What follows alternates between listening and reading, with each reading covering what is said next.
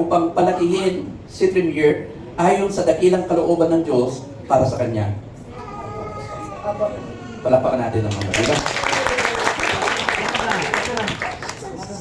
Mark and team, kayo ba ay nangangakong magsisikap upang makapagtatag ng isang Kristiyanong tahanan na puno ng pag-ibig, kapayapaan at kasaganahan?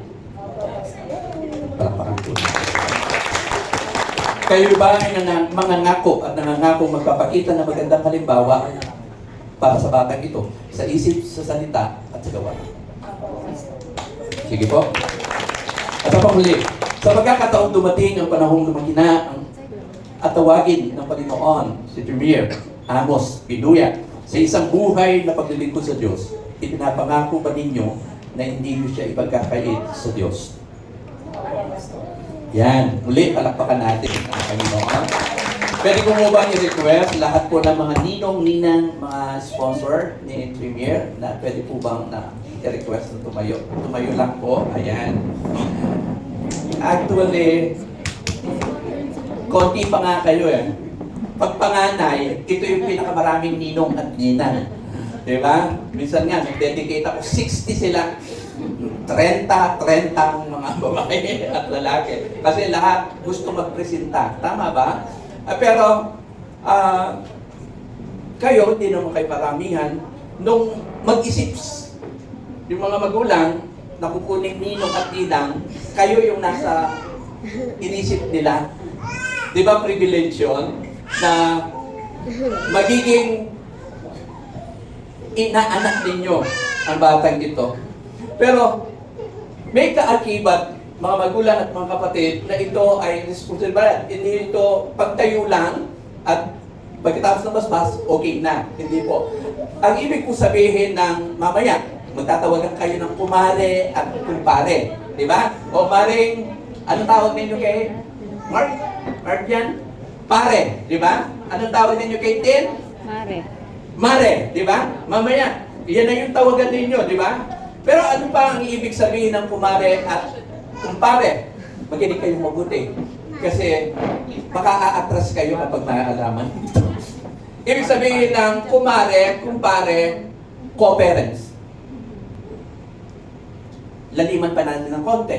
Pag sinabing pangalawang magulang, yung hindi kayang ibigay ng magulang, kayo ang magbibigay. Ayan, laliman pa natin ng konti. Kunwari, ng doktor, di ba? Si Premier, di ba? Isang sem na lang, 1 year na lang. Kaya lang sabi na, hindi na natin kaya. Mark, ang gagawin natin? Alam ba ninyo, ninong at ninang sasagot? Hindi nyo na. Alam po. Ayan. Malakas ang loob, di ba? Mukhang walang ganyang usapan na. Di ba? Walang ganyang usapan. Pero mga magulang at mga kapatid, isipin lang ninyo kung gagawin lang ng magulang at pangalawang magulang ang kanilang responsibilidad sa kanilang anak at inaanak. Sa palagay ninyo, anong klaseng mundo ang meron tayo? Ang dami niyang magiging tatay at nanay. Tama? Tama? Kasi, yay! O, di ka masaya siya. Malakpakan natin. Masaya pa sa kanya kasi marami siyang magiging nanay at marami siyang magiging tatay. Amen! Amen! Amen. Pero, kakagibat nito sa ating pagtayo at mamaya, pagsindi ng kandila, sasabihin natin, gagawin ko po ang responsibilidad ng pangalawang magulang o ninong ng aking inaanak.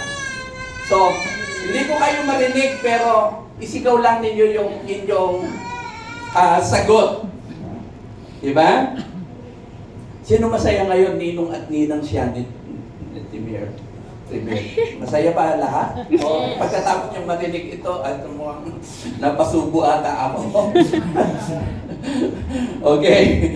Para sa mga napiling mga ninong at ninang bilang mga pangalawang magulang ng batang ito, nangangako ba kayong susuporta sa mag-asawang ito para sa batang ito at lumaki siya ayon sa kalooban ng Diyos at para sa Kanya. Nangangako ba kayo na susuporta sa mga magulang?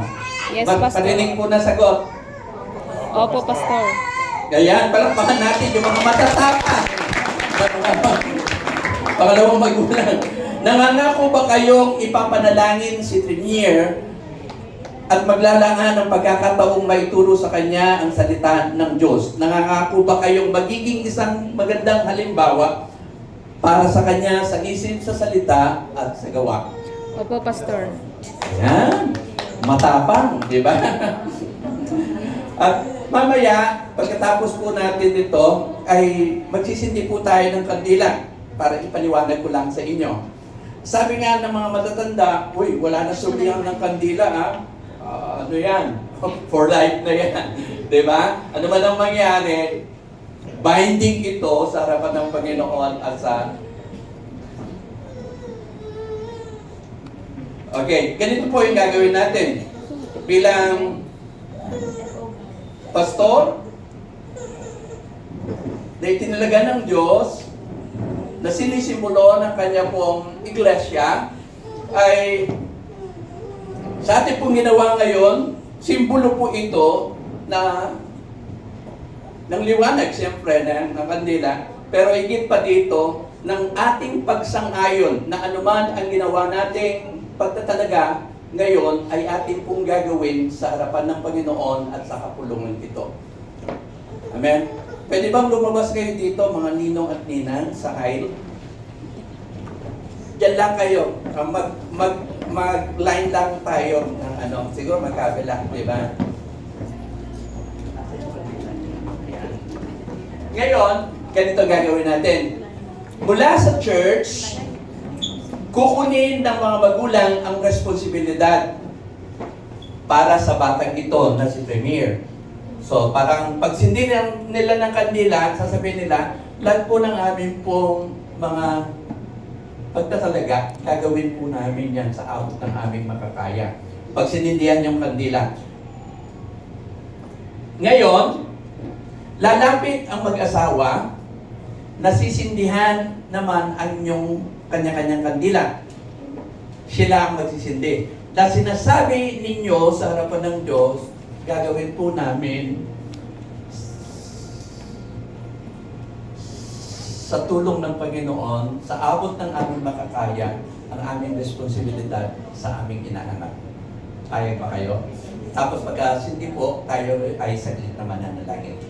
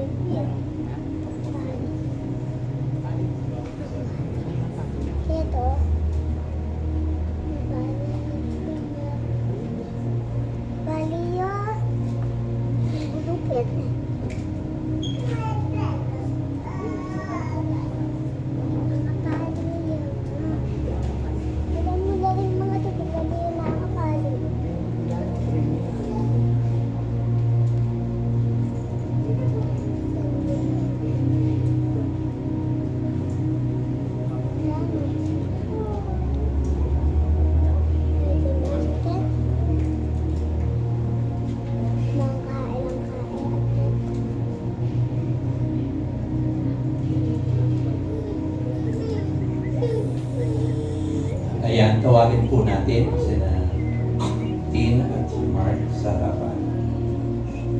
Ipanalangin po natin, hindi biro, isa pong buhay ang pinagkatiwala sa magulang at sa pangalawang magulang. Ipanalangin po natin ang tulong at grasya ng Panginoon sa kanila.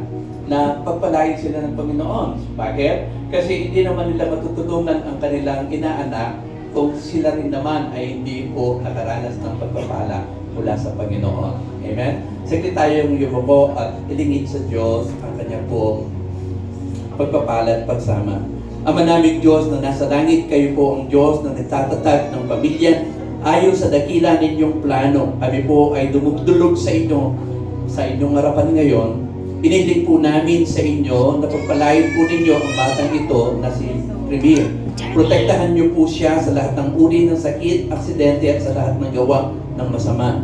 O amin pong idinadalangin kasama ng magulang at pangalawang magulang at ng mga amin pong kapatid sa kapulungan ito. Napagpalain mo rin po ang kanya pong pamilya. Bigyan mo po sila ng sapat na karunungan, kaunawaan upang mabigyan ng magandang buhay ang batang ito na si Premier.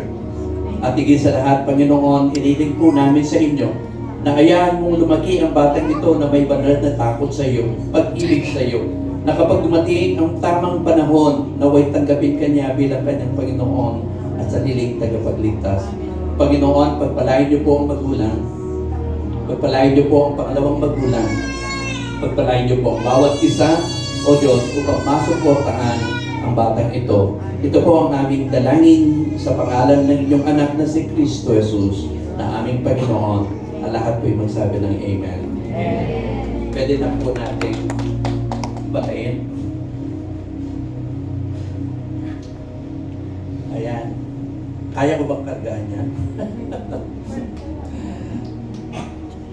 At bilang pastor po, ngayon po ay excel lang po natin ang ating pong kamay at muli nating pagpalain ang ating pong inaanak. Panginoon, sa inyo po namin itinatalaga ang batang ito, O Diyos. Oh, hallelujah. Salamat po. Paboran niyo po ang batang ito, Panginoon. O Lord, lumaki po siya. O Lord, na punong-puno ng karunungan na nagmumula sa iyo. Banal na pagkatakot at pabor na nagmumula sa iyo. Tapan niyo po siya na inyo pong banal na dugo, Panginoon. Maraming salamat po, O Diyos, sapagkat siya isang patutuo, O Diyos, ng inyong kabutihan, patutuo ng inyong katapatan, O Diyos, sa kanya pong mga magulang. Salamat po ng marami, idinideklara po namin, hallelujah, in the mighty name of Jesus, walang anumang gawa ng kaaway ang makakapagdaig, makakapangyari sa buhay ng batang ito. Italaga niyo po siya, O Diyos, para sa inyo, Panginoon, at amin po siyang inihahandog ngayong umaga para sa inyo, Panginoon. Pakabalutan niyo po siya, O Diyos, ng inyo pong banal na dugo, nawa ang kanyang proteksyon at ang inyong proteksyon ay kanya pong matanggap ngayon. Maraming salamat po.